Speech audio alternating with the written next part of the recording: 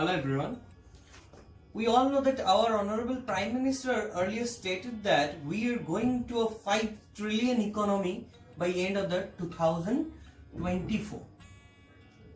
So now we have seen that there is a probability for the upcoming generation, like after passing through the high schools, they are more opting for private sector job.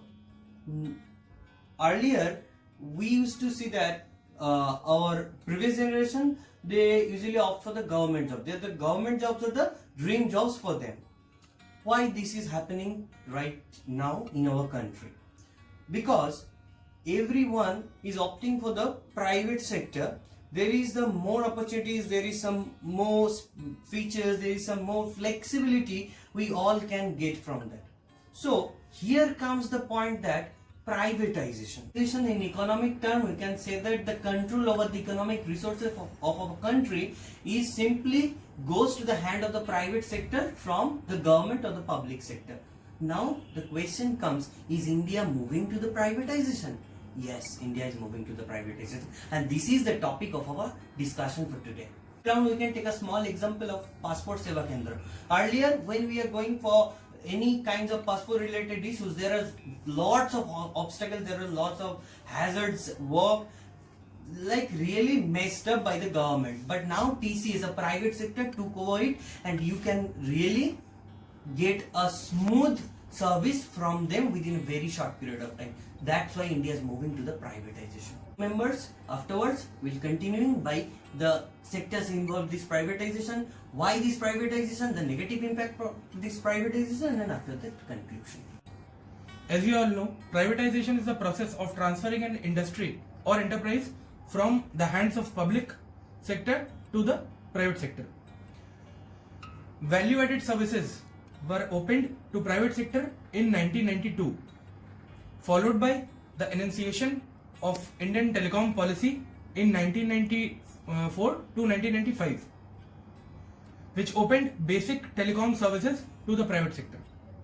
There were various other examples such as Lagan Jute Machinery Company Limited, Videsh Sanchar Nigam Limited, Hindustan Zinc Limited, Hotel Corporation Limited of India, and Bharat Aluminium Company Limited.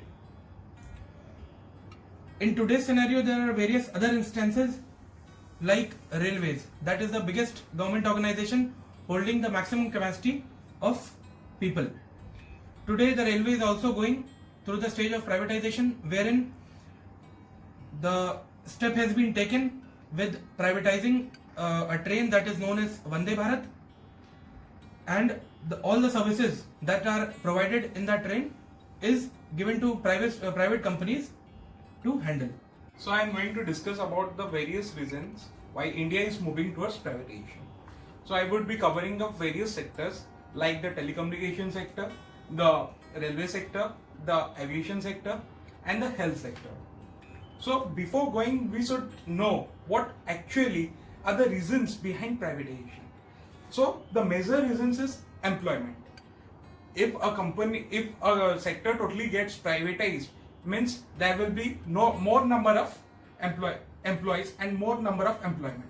So the major cause of India today is unemployment, and if various sectors get privatized these days, then this unemployment will be solved. Now coming up to another reason, that is maintenance. Think of healthcare, hospitals, then aviation, airplanes, then Indian Railways, trains, and others. The maintenance charges is pretty high, and government is lacking in that field. If they privatize this sector, then the maintenance could be easily done by the other privatized company. The third reason is one of the major reason, and that is nothing but the CSR activities done by the corporates. One of the biggest example is the Super Amma project done by HUL. In this, they are providing employments to lots of villages in the rural areas, and by providing villages, they are solving the unemployment issue, as well as they are helping the country's GDP to grow too. So this definitely is going to help country and also the GDP rate. As you all know about the privatization, now I will speak the another side of the privatization, that is a negative effect of the privatization. First of all, I would like to say about in the medical sector. In the medical sector, if privatization happens, then there is the private players will increase the prices, the cost of many other medical equipments and many other things. Like we have example of stent. Previously, before the BJP government, the prices of stent were very high. After they came, the stent prices reduces. Now in the another sector, like the arms and ammunitions, if the purchasing of arms and ammunitions goes to the private hands, then there will be many illegal arms will be in the market, and many more terrorist attacks and many more mishaps will be happen in our country. My next point is in the tap water. If the tap water, the municipality services is been privatized, then the prices of the tap water has been will be increased drastically, and the poor people will unable to get the tap water. Now we will discuss in the agriculture sector. Now there are government mandis for the selling of the agricultural products. If the agriculture sector is totally privatized, then there will be no existence of the government mandis. So there will be the private players. So at the price what the private players want to buy the products, like our agriculture products, vegetable, fruits and the whole grains, the farmer had to sell at that price only. So it will decrease their income.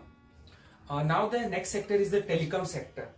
As we all of know how the Jio give the cake to the people, like giving the data at free of cost, gradually increases the prices, but now in 2019 they have drastically increased the price.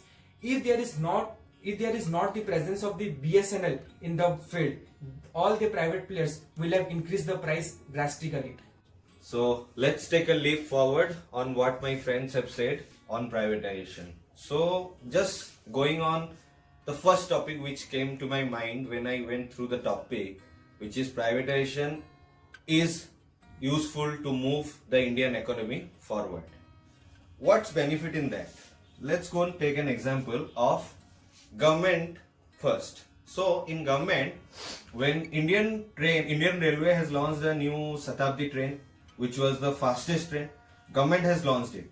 But if you see the overall comfortness which it has given to the passengers, it's tremendously beautiful. Okay, but when it comes to the service or how the people are treating it, it is disastrous. So if now think whether it would be personalized or let's go and make it private. So more number of employees will be there to service the customer, more number of employees will be there to take up the whole shape of the train and work hard. What in a private company, how a private company works, why it works so efficiently? It works efficiently because the people are skillful. They need to be skillful to have a greater performance of their own and to make the company growth higher.